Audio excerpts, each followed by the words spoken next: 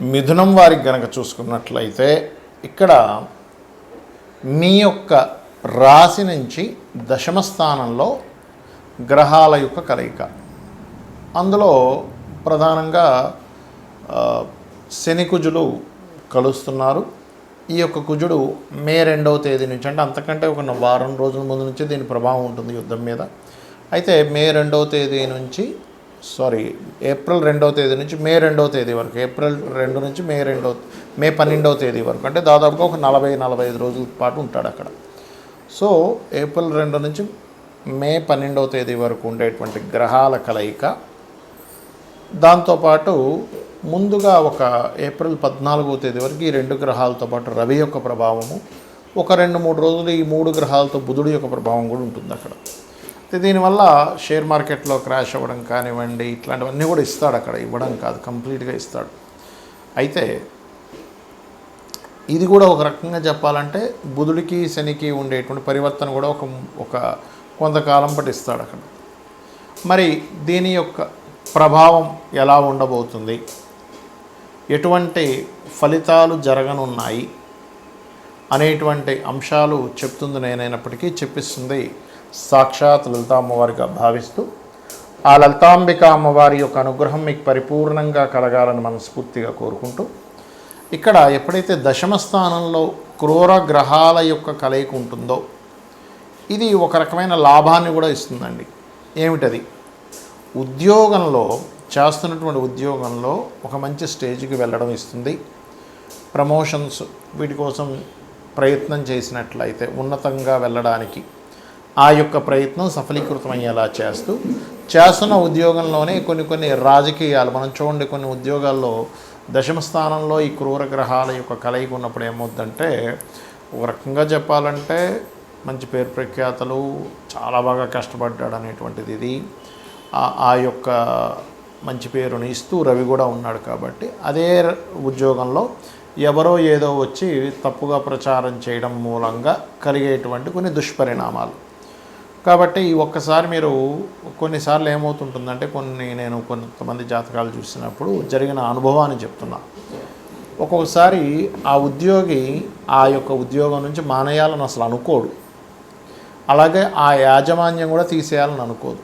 కానీ మధ్యలో ఒక వ్యక్తి ఏం చేస్తాడంటే, యజమాని దగ్గరికి వెళ్ళి, ఏమండి అతను ఇంకా ఉద్యోగం చూస్తున్నాడు, నేను ఇందాక మాట్లాడుతుంటే విన్నానని యజమానికి, అదేవిధంగా ఈ ఉద్యోగం చేసే వ్యక్తి దగ్గరికి వచ్చి, నేను ఇందాక మీటింగ్లో సీక్రెట్గా వాళ్ళిద్దరూ మాట్లాడుకుంటూ చూశాను, మిమ్మల్ని ఫైర్ అంటే తీసేద్దామని చూస్తున్నారు, కాబట్టి మీరు కొంచెం ఇంకోటి చూసుకోవడం మంచిది, మీ మంచి కోసం చెప్తున్నానని ఇక్కడ, మీ మంచి కోసం చెప్తున్నాను అక్కడ, అలా చెప్పేసరికి ఇద్దరికీ కూడా తెలియకుండానే ఈయన తీసేసేయాలని వాళ్ళకి, ఇక్కడ మానేయాలని వీళ్ళకి అనిపిస్తుంటుంది. అంటే బుధుడు మీకు ఈ 11వ తేదీ ఏప్రిల్ 11 నుంచి ఇందులో కూడా వెళ్తాడు, మీనరాశిలోకి వెళ్తాడు. మీనరాశిలోకి వెళ్ళేటువంటి బుధుడు నీచపడ్డ బుధుడు కదా, మిస్కమ్యూనికేషన్స్ వల్ల ఉద్యోగాలు దెబ్బతింటాయి. కాబట్టి మీకు ఏదైనా అటువంటిది అనిపిస్తే ఒక్కసారి యాజమాన్యంతో ఒక్కసారి మాట్లాడుకోండి. ఇది చాలా చాలా చాలా ప్రధానమైన అంశం. అది కాకుండా మీకు లగ్న చతుర్థాధిపతి కూడా అవుతాడు కాబట్టి కొన్ని ప్రాపర్టీస్ తీసుకునే సందర్భం కూడా వస్తూ ఉంటుంది. కాబట్టి ఆ తీసుకునేటప్పుడు సరైనటువంటి దస్తావేజులు అవి సరిగ్గా ఉన్నాయా లేవా అవి చూసుకొని తీసుకోండి. ఇక మీరు నిత్యము లలిత అమ్మవారి యొక్క ఆరాధన చేయండి, అన్ని విధాలు బాగుంటుంది.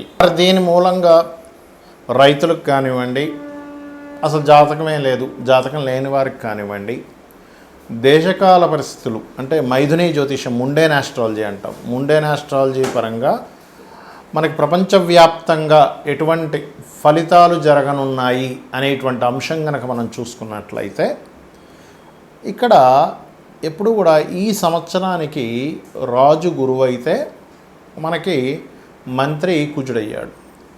గురువైనటువంటి రాజు మీనరాశిలో ఉండేటువంటి ఎనర్జీ, అంటే మనకి ఒక గ్రహం ఎప్పుడు కూడా మనకి పరాశర మహర్షి చెప్పినట్టుగా ఆత్మ సంబంధినో ఏచ ఏ నిజసధార్మిన దశాంతర్దశాశ్వేవ దిశంతి స్వదశాఫలం.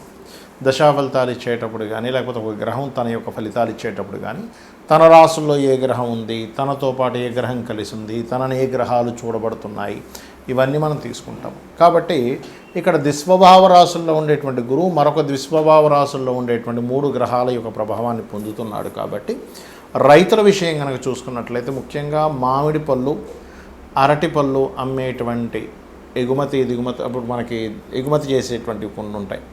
ఇటువంటివి ఈ పంటలు పండించేటువంటి రైతులు కాస్త ముందుగానే వర్షాలు పడబోతున్నాయి, అనవసరంగా పండు ఏదైనా మనకి దెబ్బతింటుంది. ఇప్పుడు ఏంటంటే వడగళ్ళ వానలు, విపరీతమైన వర్షాలు, లేకపోతే విపరీతమైన గాలులు, ఎండాకాలంలో విపరీతమైన వర్షాలు పడతాయి. చూడండి, గుర్తుపెట్టుకోండి. ఎప్పటి నుంచి ఇది అంటే మే 1-2 తేదీల నుంచి కుజుడు మారుతున్నాడు. కాబట్టి దానికంటే ముందు నుంచే, ఒక వారం ముందు నుంచే దాని ప్రభావం ఉంటుంది. మార్చి 26 నుంచే ఉంటుంది. కాకపోతే అక్కడి నుంచి ఇంకా పెరుగుతుందన్నమాట, పెరగడం అనేటువంటి జరుగుతుంది. మరి ఈ పసుపు అంటే పచ్చగా ఉండేటువంటివి ఏవైతే ఉంటాయో అందులో అరటిపళ్ళు ఉంటాయి, మామిడి పళ్ళు ఉంటాయి, ఇంకేవైతే పండ్లు ఉంటాయో వాటి మీద దాని ప్రభావం ఉంటుంది చెప్పాలంటే. మరి ఈ యుద్ధ సంబంధించినటువంటి విషయంలో అంటే ఖచ్చితంగా మీరు చూడొచ్చు, ఒక వారం ముందు నుంచే అంటే మే 2 నుంచి కుజుడు మారుతున్నాడు. అంటే దాదాపుగా మార్చి 26వ తేదీ నుంచే ఈ యుద్ధ సంబంధించినటువంటి విషయంలో తీవ్రత బాగా పెరుగుతుంది. ఇవన్నీ అసలు మనం ఎందుకు చెప్పుకుంటున్నాం? ఎక్కడో జరిగే యుద్ధం గురించి మనకెందుకు అంటే, ఎక్కడో యుద్ధం జరుగుతూ ఉందంటే ప్రతి దేశంలో ప్రతి ఒక్కరికి ఏదో రూపంలో వాళ్ళకి దాని యొక్క ప్రభావం పడుతూ ఉంటుంది. అంటే ఏమిటి, ఇప్పుడు మనకి వంట చమురు ఏవైతే గ్యాస్ ఉందో దాని మీద ప్రభావం, పెట్రోల్ డీజిల్స్ మీద ప్రభావం, లేకపోతే ఆయా దేశాల్లో కొంతమంది మన భారతీయులు ఉంటారు. ఆ భారతీయులు అక్కడ ఉంటే ఒకవేళ కొంచెం సరిహద్దు ప్రాంతాల్లో ఉంటే కొంచెం లోపలిగా వెళ్ళి ఉండడం. ఇక్కడ ఏంటంటే యుద్ధం ఎప్పుడూ కూడా పెరగకూడదు, మనందరం అదే కోరుకోవాలి. కానీ గ్రహస్థితులు ఏం చెప్తున్నాయి మనకి? పోయిన సంవత్సరం లాగే ఈ సంవత్సరం కూడా గురువు 3 రాసులు మారుతున్నాడు. పోయిన సంవత్సరం చూడండి, మనకి పరాభవనామ సంవత్సరానికి ముందు మనకి ఏదైతే సంవత్సరం ఉందో విశ్వవసునామ సంవత్సరంలో కూడా మనకి గురువు వృషభ రాశిలో ఉండేటువంటి గురువు మిథునం నుంచి కర్కాటకంలోకి వెళ్ళాడు. అందుకే చూడండి, పరాభవం రాకముందే యుద్ధాలు ప్రారంభమయ్యాయి. దానికి సంబంధించినటువంటి చాలా చాలా చాలా ఇబ్బందులు చూసాం మనం. మరలా పరాభవనామ సంవత్సరంలో కూడా 3 రాసులు మారుతున్నాడు గురువు. అంటే కర్కాటకంలోకి వచ్చేసిన గురువు మిథునంలోకి వెళ్ళిపోయాడు. మిథునం నుంచి మరలా 3 రాసులు, అంటే మిథునము, కర్కాటకము, సింహం, ఇలా 3 రాసులు మారడము, 3 సార్లు పంచగ్రహ కూటమి కలయిక, ఇవన్నీ ఏం చెప్తున్నాయి? ఇజ్రాయెల్లో ఇప్పుడు ఉండేటువంటి విపరీతమైన కాకుల యొక్క దాడి, ఇవన్నీ ఏం చెప్తున్నాయంటే ఇస్లాం కంట్రీస్ ఏవైతే ఉంటాయో అక్కడ ఉండేటువంటి దేశాలకి చాలా చాలా చాలా యుద్ధము యొక్క సంబంధించినటువంటి విషయం చాలా తీవ్ర స్థాయికి వెళ్ళనుంది. కాబట్టి ఇక్కడ ఏంటి, సామాన్య ప్రజలు, అది అక్కడ ముస్లిమ్స్ అయినా ఎవరైనా కానీ ఇప్పుడు యుద్ధంలో పాల్గొనేటువంటి వాడికి మాత్రమే ఇబ్బంది ఉండేది ఒకప్పుడు. ఇప్పుడు అలా కాదు, సామాన్య ప్రజల మీద పడుతుంది. కాబట్టి సామాన్య ప్రజలు అక్కడ ఉండేటువంటి వారు వీలైనంత మటుకు కాస్త అక్కడ ఏదైనా బంకర్లు అవి ఉంటే వాటిల్లో కాస్త ఉండడము, ఇటువంటివన్నీ చేయాలి. ఎందుకంటే ఇక్కడ ఈ 3 గ్రహాల యొక్క కలయిక అనేకమైనటువంటి దేశాలను ఇన్వాల్వ్ అయ్యేలా చేస్తుంది. అంటే వారు కూడా మేము కూడా యుద్ధంలోకి వస్తామనేటువంటి ప్రభావాన్ని పెంచుతూ ఉంటుంది. కాబట్టి ఈ విషయంలో అతి ముఖ్యంగా జాగ్రత్తగా ఉండాలి. మరి దీనికి ఏమిటి? ఇప్పుడు ఇందాక నేను మీకు ఒకటి విషయం చెప్పాను, ఏమన్నా మరి జాతకం లేని వాళ్ళు ఏం చూసుకోవాలి? ఈ 3 గ్రహాలు సహజ 12వ స్థానంలో ఉన్నది కాబట్టి ఖర్చులు, మదుపు పెట్టేటువంటి విషయాలు, వివాహ జీవితం మీద ఈ 3 మీద జాగ్రత్తగా ఉండాలి. మరి ఎప్పుడైతే ఈ రవి కలుస్తున్నాడో ఈ శనికుజ మధ్యని, కొలెస్ట్రాల్ ఫుడ్ ఎక్కువగా తీసుకోకూడదు, గుర్తుపెట్టుకోండి. ఎందుకంటే సన్ అనేటువంటి గ్రహం ఏదైతే ఉందో అది గుండెకి సంబంధించి కొలెస్ట్రాల్ ఎక్కువ తీసుకునేటువంటివి, జాగ్రత్త పడాలి. అదేవిధంగా రవి రాజులకి కారకుడు. రాజు అంటే ఇప్పుడు ఉండేటువంటి పరిభాషల్లో చూసుకున్నట్లయితే సీఎంలు, పిఎంలు, రాజకీయ నాయకులకి కూడా ఇది వర్తిస్తుంది. ప్రెసిడెంట్లు, రకరకాల దేశాల్లో ఇప్పుడు చైనా లాంటి దేశం ఉంది, లేకపోతే కొన్ని దేశాల్లో ఏంటంటే ఇంకా వాళ్ళ మళ్ళీ అందులో అక్కడ ఓట్లు వేయడం, జనాలు ఒకరిని గెలిపించడం, ఇట్లాంటివి ఏమి ఉండవు. కాబట్టి దేశ నాయకులకి చాలా పెద్ద ముప్పు.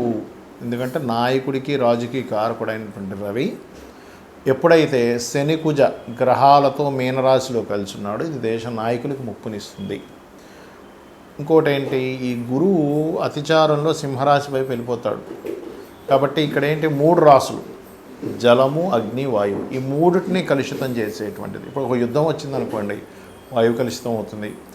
నావీ సంబంధంలో యుద్ధాలు వచ్చాయి, జలం కలుషితాలు అవుతాయి, జల సంబంధించినటువంటి ప్రళయాలు వస్తాయి, టోర్నడోలు, అదేవిధంగా అగ్ని సంబంధించినవి. అందుకని ఏంటంటే మీ యొక్క ఇష్టదైవం ఎవరైనా సరే, మీ ఇష్టదైవం ఎవరైతే ఉంటారో వారిని మనస్ఫూర్తిగా ఆ యొక్క పరమాత్మ మిమ్మల్ని ఎటువంటి ఇబ్బంది కలగనివ్వకుండా ఆయన పూర్తిగా కాపాడుతాడనేటువంటి విశ్వాసంతో మీరు మీ నిత్య దేవత ఆరాధన చేయండి. ఇందాక నేను చెప్పినటువంటి పరిహారాలు చేయండి. ఇక్కడ ప్రపంచం ఏ దేశాలు వాళ్ళ యొక్క ఈగోలతో వాళ్ళు అనుకునేటువంటి దీంతో గొడవలు పడుతున్నప్పటికీ సామాన్య ప్రజలకి ఏమీ కలగకూడదు అనేటువంటి సదుద్దేశంతో ఈ యొక్క విషయం చెప్తున్నాను నేను మీకు. శ్రీమాత్రే నమః.